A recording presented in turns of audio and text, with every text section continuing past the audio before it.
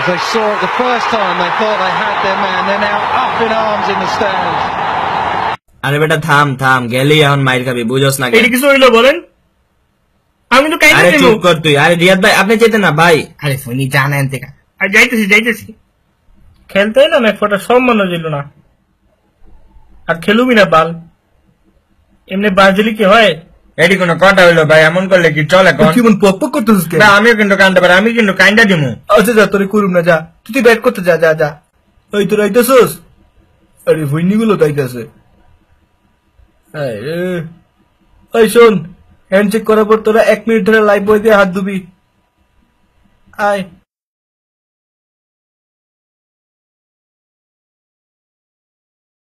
মুড়ি খা মুড়ি খা মুড়ি খা।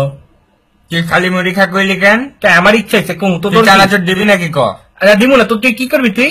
আমি দিব না। আরে ভাই থামেন আপনাকে রুজি চানাচুর দিব, যান ঘষলে মোবাইলও পাইতে পারেন, যান যান রুজি দিব, যান। মনে থাকে যেন ব্যাপারটা। সাকিব ভাই মাঠের কাহিনীটা কি?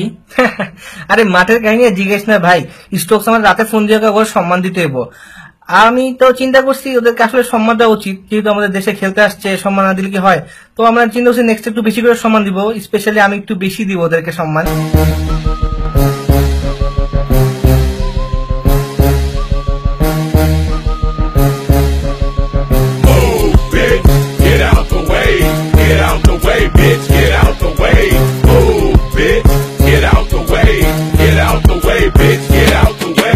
তুই ওই ফৈনিটাকে 10 টাকা দিলি না, এটা আমার অনেক খারাপ লাগছে। তুই আরো বড় ফৈনি, যা আবার